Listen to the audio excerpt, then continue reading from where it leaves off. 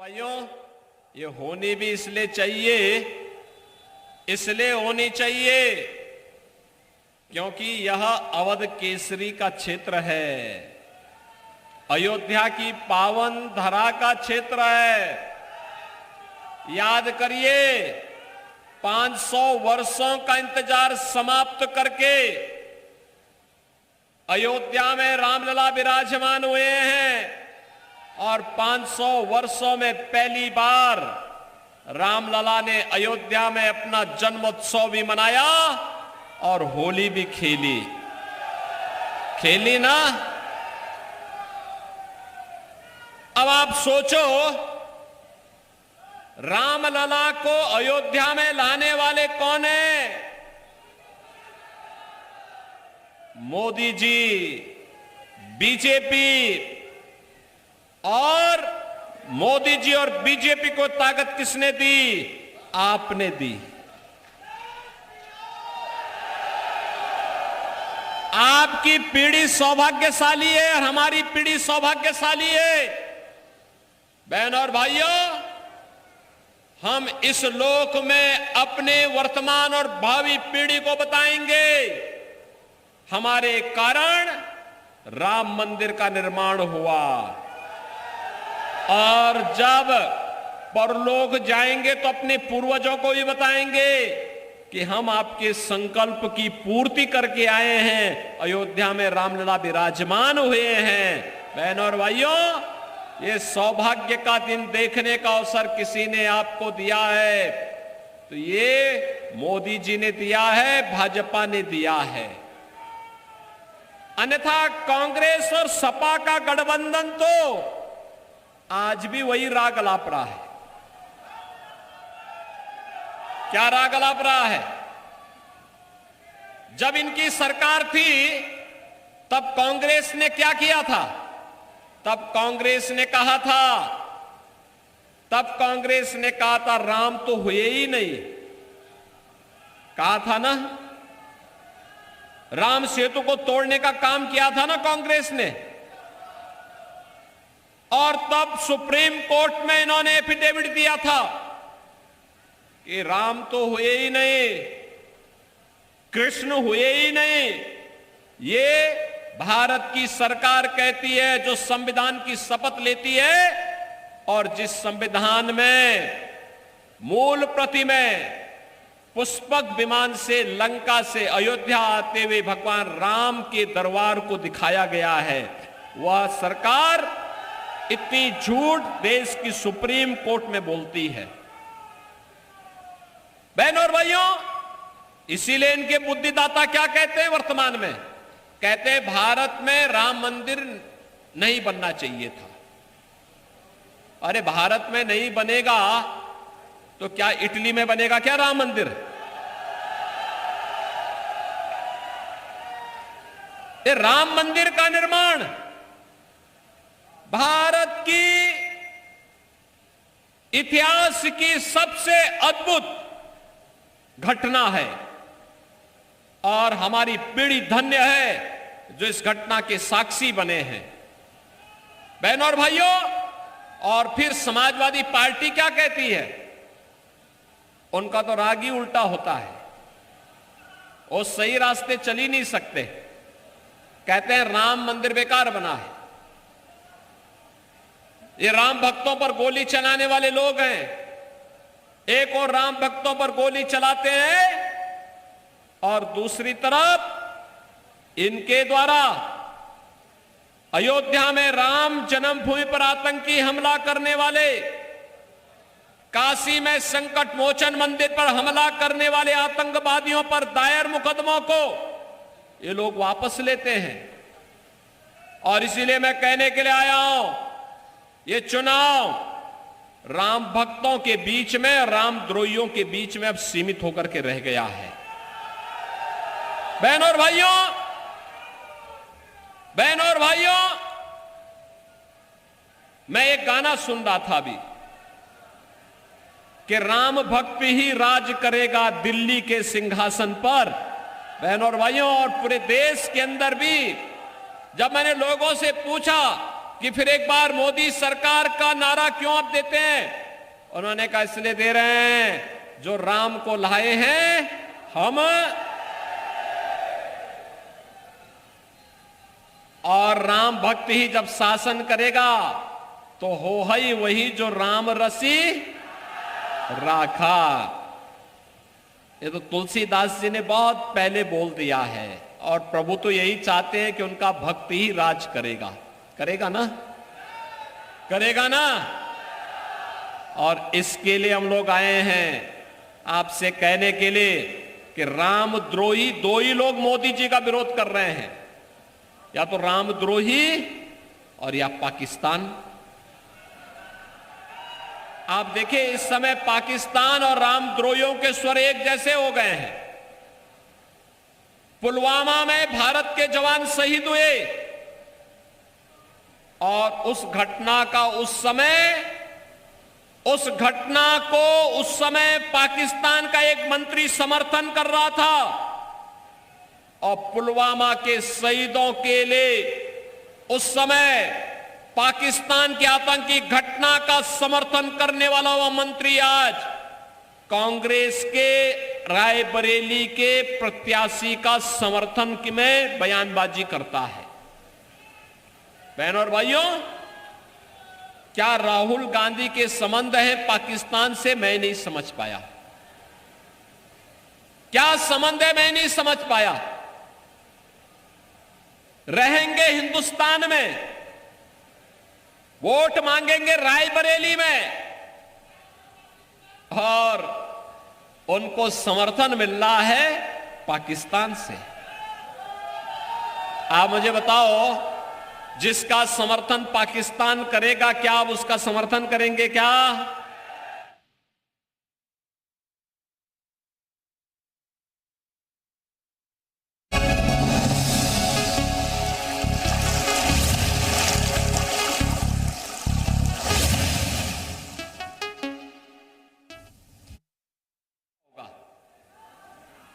दुनिया के अंदर सम्मान प्राप्त कर रहा है, देश की सीमाएं सुरक्षित हुई हैं, आतंकवाद और नक्सलवाद नियंत्रित हुआ है, विकास के बड़े बड़े कार्य हो रहे हैं। कांग्रेस की नेत्री का बयान में पढ़ रहा था कल, कह रही थी कि मोदी जी बताएं तो 10 वर्ष में रायबरेली में क्या किया। मैं पूछना चाहूंगा कि 10 वर्ष नहीं, तुमने 65 वर्षों में कांग्रेस ने रायबरेली के लिए क्या किया? आज अगर रायबरेली में एम्स है तो इसका पैसा भी मोदी जी दिए हैं, और ये रेल कारखाना है, इसके आधुनिकीकरण, इसके विस्तारीकरण का पैसा भी मोदी जी दिए हैं। इसके उद्घाटन में मोदी जी स्वयं भी आए थे। बहनों और भाइयों, हर घर नल की योजना हो या विकास के वे सारे कार्य आज ये मोदी जी के कारण हो रहे हैं। कहीं एम्स, कहीं आईआईटी, कहीं आईएम, कहीं IIIT, कहीं पे NIT, कहीं पे वर्ल्ड क्लास यूनिवर्सिटी का निर्माण हो रहा है। हर जिले में हर घर नल की योजना बन रही है, हाईवे बन रहे हैं, रेलवे के काम हो रहे हैं, मेट्रो का विस्तार हो रहा है। विकास के कार्य, कितना कार्य हुआ है देखना है तो कांग्रेस के नेता नोट करें। यह देश आजादी के पहले से लेकर 2014 तक केवल 52 एयरपोर्ट बना पाया था। मोदी जी ने पिछले 10 वर्ष में 152 एयरपोर्ट बना दिए। कांग्रेस समेत पहले से, आजादी के पहले से लेकर के 2014 तक जितना हाईवे बना था, आज उससे दुगने हाईवे बन गए हैं। मेट्रो केवल 5 सिटी में थी, आज 20 सिटी में मेट्रो है। एम्स केवल 7 थे, उनमें से कांग्रेस ने 1 बनाया था, अटल जी ने 6 बनाए थे। आज देश के अंदर 22 एम्स हैं, 22। बहनों और भाइयों, पहले हर घर नल की योजना नहीं थी, आज हर घर की नल की योजना लागू हो चुकी है। पहले बहनों और भाइयों, ये कांग्रेस की सरकार के समय स्वास्थ्य की सुविधा में लोग तड़पते थे। आज हर 1 डिस्ट्रिक्ट 1 मेडिकल कॉलेज का निर्माण हो रहा है। बहनों और भाइयों, विकास के कार्यों को भी आप देखेंगे। कांग्रेस के समय लोग भूख से मरते थे, गरीब भूख से मरता था। आज 80 करोड़ लोगों को फ्री में राशन की सुविधा का लाभ प्राप्त हो रहा है। और फ्री में राशन का सुविधा ही नहीं मिल रही है, जो ये पाकिस्तान का राह लाभ रहे हैं कांग्रेस के नेता। मैं उनको पूछना चाहता हूं, मोदी जी ने 10 वर्ष में उतने गरीबों को खुशहाल जीवन की ओर अग्रसर किया है जितनी पाकिस्तान की आबादी है, उससे ज्यादा 25 करोड़ लोग गरीबी रेखा से उभरे हैं भारत के अंदर। और भिखमंगा पाकिस्तान, आज का न्यूज आपने सुना होगा कि पाक अधिकृत कश्मीर में दंगा इसलिए हो गया क्योंकि वहां पे खाने के लिए आटा नहीं है, बिजली नहीं है, चावल नहीं है, और खाने को लेकर के लोग ऐसे लड़ रहे हैं जैसे गली मोहल्लों में लड़ते हैं। बहनों और भाइयों, ये पाकिस्तान की दुर्गति देखने के बाद भी अगर कोई दुर्बुद्धि व्यक्ति पाकिस्तान का राग अलापता है, उससे कहना चाहिए कि भैया जाओ पाकिस्तान में, भारत में बोझ मत बनो, मत बनो भारत में बोझ। भारत तो 80 करोड़ लोगों को फ्री में राशन की सुविधा का लाभ दे रहा है। 60 करोड़ लोगों को आयुष्मान भारत में 5 लाख रुपए का स्वास्थ्य बीमा दे रहा है। 50 करोड़ लोगों को जनधन अकाउंट खोले गए। 12 करोड़ किसानों को किसान सम्मान निधि का लाभ दिया जा रहा है। 12 करोड़ घरों में शौचालय बने। 10 करोड़ गरीब लोगों को उज्ज्वला योजना का रसोई गैस का सिलेंडर उपलब्ध कराया गया। और उत्तर प्रदेश सरकार से होली और दीपावली में एक भरा हुआ सिलेंडर उन परिवारों को हम लोग उपलब्ध करवा रहे हैं। बहनों और भाइयों, 4 करोड़ गरीबों के मकान बन गए। और मोदी जी ने कहा है अगले 5 वर्ष में बचे हुए सभी गरीबों को एक एक मकान उपलब्ध करवाने का काम करेंगे। कांग्रेस के समय योजना का लाभ चेहरा देख करके दिया जाता था। और डॉक्टर मनमोहन सिंह का बयान तो था ही। डॉक्टर मनमोहन सिंह जी ने क्या कहा था देश के संसाधनों पर पहला अधिकार मुसलमानों का है। हमारा दलित कहां जाएगा, पासी कहां जाएगा, लोधी कहां जाएगा, कुर्मी कहां जाएगा, हरिजन कहां जाएगा, दलित कहां जाएगा, अन्य गरीब कहां जाएगा। बहनों और भाइयों, मोदी जी ने गरीबी को ध्यान में रख करके, दलित वंचित को ध्यान में रख करके योजना का लाभ दिया। और सबका साथ और सबका विकास का नारा आज देश के लिए एक मंत्र बन गया है। कांग्रेस ने अभी अपना न्याय पत्र जारी किया है। बहनों और भाइयों, ये न्याय पत्र नहीं, भारत के प्रति अन्याय पत्र है। ये न्याय पत्र नहीं, यह भारत के खिलाफ साजिश का एक दस्तावेज है। यह साजिश का दस्तावेज इसलिए, इसमें एक छोटी सी बात मैं आपको इसकी तरफ आकर्षित करना चाहता हूं, 2 मुद्दों की ओर। एक मुद्दा है जिसमें कांग्रेस कहती है हम गरीबी हटाएंगे। दादी ने यही नारा दिया था, आज नाती भी वही नारा रटाई जा रहा है, गरीबी हटाएंगे, गरीबी हटाएंगे। अरे गरीबी कैसे हटाओगे बताओ? तो उन्होंने कहा हम संपत्ति का सर्वे कराएंगे, एक्सरे कराएंगे, और संपत्ति का एक्सरे कराने के बाद फिर उस पर एक विरासत टैक्स लग जाएगा।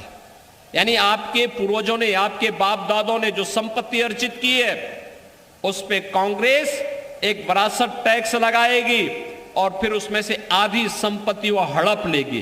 क्या आप ये अनुमति कांग्रेस के लोगों को देंगे क्या? ये लूट करने की छूट देंगे क्या? ये डकैती डालने की छूट देंगे क्या कांग्रेस को? ये लोग अनुसूचित जाति, जनजाति और पिछड़ी जाति के आरक्षण के अधिकारों में डकैती डालना चाहते हैं। कांग्रेस की जब यूपीए की सरकार थी तब इन्होंने इस प्रकार की साजिश रचने का काम किया था और आज ये लोग यही करना चाहते हैं। और इसीलिए मैं आपको इसके लिए सावधान करने के लिए आया हूं कि कांग्रेस और सपा का ये गठबंधन देश के लिए खतरनाक है। ये दो युवाओं की जो जोड़ी आपके बीच में आ रही है, धोखेबाज जोड़ी है। ये कह रहे हैं मिलकर के जीतेंगे, जीतेंगे तो मिलकर के लूटेंगे, हारेंगे तो फिर आपस में छूटेंगे। और बहनों और भाइयों, ये लोग प्रदेश के साथ अन्याय करने के लिए, देश के साथ अन्याय करने के लिए आ रहे हैं। राहुल गांधी जब उत्तर प्रदेश के बाहर होते हैं तो उत्तर प्रदेश की निंदा करते हैं, भारत के बाहर होते हैं तो भारत के खिलाफ निंदा करते हैं, भारत के बाहर जाते हैं तो क्या बोलते हैं। 2010 में जब यूपीए की सरकार थी, कांग्रेस की सरकार थी, तब इन्होंने अमेरिका के एक अधिकारी से क्या कहा था कि मुझे भारत के अंदर आईएसआई से डर नहीं है, मुस्लिम कट्टरपंथियों से डर नहीं है, आतंकवादियों से डर नहीं है, मुझे तो भारत के अंदर हिंदुओं से डर है। यानी हिंदुओं को बदनाम करता है व्यक्ति, और फिर आप इसे वोट मांगेंगे। ये लोग जाति के नाम पर पहले आपको लड़ाएंगे, फिर जाति के नाम पर लड़ाने के बाद आपके आरक्षण को मुसलमानों को बंदर बांट करने का काम करेंगे। क्या आप ये अनुमति इनको देंगे? क्या ये अनुमति देंगे? क्या कांग्रेस के मैनिफेस्टो में एक बात और कही गई है कि अल्पसंख्यकों को उनकी रुचि के अनुसार खान पान की स्वतंत्रता देंगे। बहनों भाइयों, मैं पूछना चाहता हूं, अल्पसंख्यक और बहुसंख्यक का भोजन में कौन अंतर है? रोटी वो भी खाते होंगे, आप भी खाते होंगे, चावल वो भी खाते होंगे, आप भी खाते होंगे, खिचड़ी या खीर वे भी खाते होंगे, आप भी खाते होंगे, फल आप भी खाते होंगे, वो भी खाते होंगे। लेकिन एक जगह में मतभेद हो जाता है। वो हो जाता है जब वो गौ मांस खाने का प्रयास करते हैं तो हिंदू कहता है ये नहीं होगा, गौ हमारी माता है, जन्म जन्म का नाता है, अगर इसको काटोगे तो दो दो हाथ हो जाएगा, और ये नहीं होने देंगे। और कांग्रेस कह रही है हम गौ हत्या की छूट दे देंगे। क्या आप इसको स्वीकार करेंगे? क्या? अरे राम जन्मभूमि का जो पुण्य है ये पाप में बदल जाएगा। इस पाप को मत करना, इस पाप में मत पड़ना। और इसीलिए मैं आपसे कहने के लिए आया हूं, कांग्रेस के पाप में नहीं पड़ना है। कांग्रेस अब देश के लिए खतरनाक खेल खेलने जा रही है। उन्हें देश के अंदर शासन करने का अधिकार नहीं। देश उन्हें पहले ही उन्हें बाहर कर चुका, बाहर का रास्ता दिखा चुका है। और यह भी तय है, आज चौथे चरण के बाद पूरे देश के अंदर जब चुनाव चल रहे हैं, चौथे चरण का एक ही लहर है और वो मोदी लहर है। अब वो सुनामी बनती हुई दिखाई दे रही है। सातवें चरण आते आते पूरे देश के अंदर 400 पार का लक्ष्य भारतीय जनता पार्टी गठबंधन करने जा रहा है। और बहनों और भाइयों, ये अब की बार 400 पार के इस अभियान के साथ रायबरेली को भी इससे मुक्त होकर के भारतीय जनता पार्टी के कमल को विकास के लिए खिलाना ही चाहिए। सहमत हैं? खिलाएंगे? दिनेश प्रताप सिंह चुनाव जीत करके जाएंगे?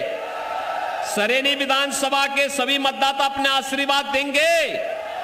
सभी लोग इधर उधर पीछे सभी लोग मुझे बताओ, इस बात के लिए आश्वस्त करके बताओ, क्या आप सभी लोग देंगे? सभी लोग सहमत हैं? सभी लोग? इसके लिए बहनों और भाइयों, 5वें चरण में आपको मतदान करना है और आपको इसके लिए घर घर जाना होगा। एक एक मतदाता से अपील करनी होगी कि चुनाव देश की खातिर है, भारत को विकसित भारत बनाने का है। मोदी जी के नेतृत्व में विकसित भारत बनेगा। कांग्रेस आएगी तो भारत के विभाजन की आधारशिला आपस में लड़ा करके ही तय कर देगी। इसलिए कांग्रेस को एक तरह से विदा करते हुए हमें मोदी जी के नेतृत्व में कमल खिलाना है। सहमत हैं? सहमत हैं? चुनाव के दिन पहले मतदान, फिर और काम, इस अभियान को आगे बढ़ाएंगे।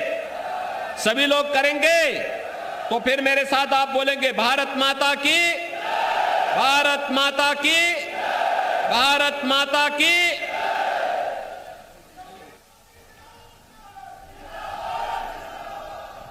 रायबरेली में मुख्यमंत्री योगी आदित्यनाथ ने चुनावी सभा की है, जिसकी तस्वीरें हम आपको दिखा रहे थे। उनके संबोधन को हम आपको सुना रहे थे। ये आरक्षण में डकैती डालना चाहते, आपका आरक्षण मुसलमानों को दे देंगे, बंदर मार कर देंगे, ये उन्होंने आरोप लगाया है। दो युवाओं की जोड़ी धोखेबाज है, ये मुख्यमंत्री योगी आदित्यनाथ ने रायबरेली में अपने चुनावी संबोधन में कहा है।